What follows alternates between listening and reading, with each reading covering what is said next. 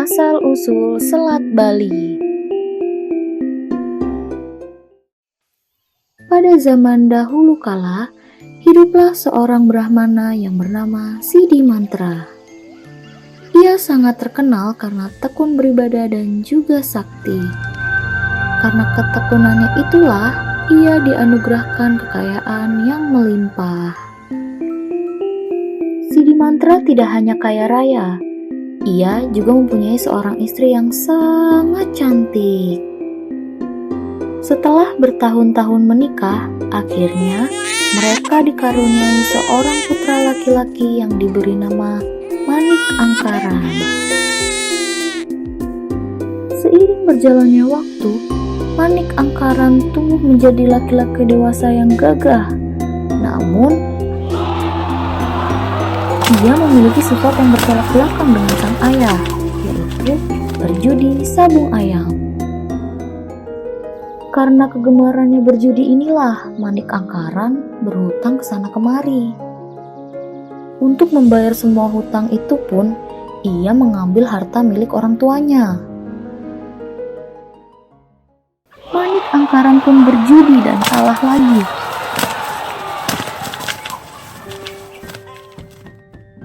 Terus-menerus begitu hingga harta milik orang tuanya habis. Suatu hari, Siddhi Mantra hendak mengambil sejumlah uang di gudang hartanya.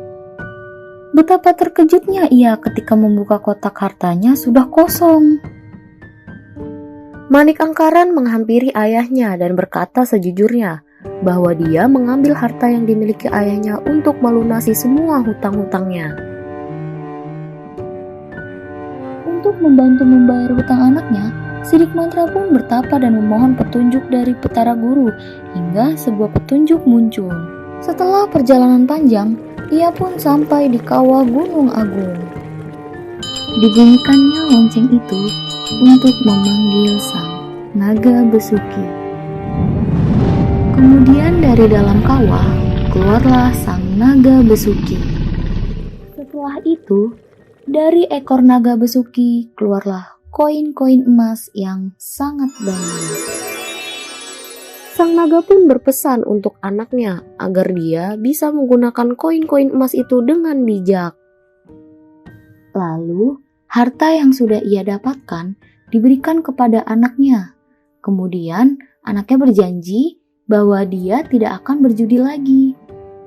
Manik bergegas ke rumah untuk mengambil lonceng pemanggil naga milik ayahnya untuk membantu membayar utang judinya lagi. Sampailah ia di kawah Gunung Agung. Dibunyikannya genta itu untuk memanggil sang naga besuki. Mendengar suara lonceng, naga besuki pun keluar dari tempat persembunyiannya. Saat Manik meminta harta kepada sang naga, dia berbohong bahwasanya ia diperintahkan oleh ayahnya untuk meminta sedikit harta pada sang naga besuki. Padahal kenyataannya dia meminta harta itu untuk melunasi hutangnya lagi. Dikeluarkannya emas dan intan dari ekornya. Manik Angkaran memperhatikan permata besar yang ada di ujung ekor naga besuki. Manik pun berpikir, jika dia mendapatkan permata yang ada di ujung ekor naga besuki itu, dia akan menjadi semakin kaya. Manik pun segera menebas ekor naga besuki. Dia pun berlari menjauh dari kawah. Naga besuki marah dan mengejar Manik Angkaran. Karena ekornya dipotong, dia menjadi lamban dan tidak bisa mengejar Manik Angkaran. Ia hanya mampu melihat jejak Manik Angkaran. Ia kemudian mengeluarkan api dan membakar jejak yang ditinggalkan Manik Angkaran. Api itu seolah mengejar Manik, hingga akhirnya Manik pun ikut terbakar. Siddhi Mantra kebingungan mencari anaknya yang tiba-tiba menghilang. Tak lama kemudian, di tengah jalan, ia melihat anaknya telah tergeletak dan tidak bergerak. Di samping tubuhnya pun ada potongan ekor sang naga. Ia pun menemui naga besuki dan memohon untuk menghidupkan anaknya kembali. Naga besuki akan mengabulkan permintaan Siddhi Mantra dengan syarat ia harus menyambungkan kembali ekornya yang dipotong oleh Manik Angkaran.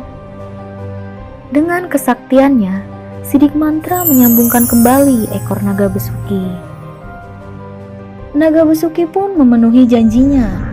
Dari mulutnya menyembur asap hitam tebal. Dari asap itulah keluar sosok Manik Angkaran. Lalu Manik Angkaran pun meminta maaf kepada Sidik Mantra dan berjanji tidak akan mengulangi perbuatannya lagi. Namun, Sidik Mantra sudah tidak mau tinggal bersama Manik Angkaran. Lalu Sidik Mantra membuat garis dengan tongkatnya.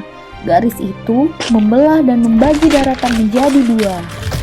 Dari dalam tanah, keluarlah air yang melimpah. Daratan yang awal mulanya satu, kini terbelah menjadi dua, yaitu Pulau Jawa dan Pulau Bali. Laut di antara pulau itu kini dikenal dengan Selat Bali dan menjelma jadi jalur penyeberangan yang sangat ramai. Pesan dalam cerita ini adalah, patuhilah orang tuamu dan turuti nasihatnya. Janganlah engkau menjadi serakah, apalagi soal harta, karena sifat serakah dan tamak akan menjerumuskanmu ke dalam masalah.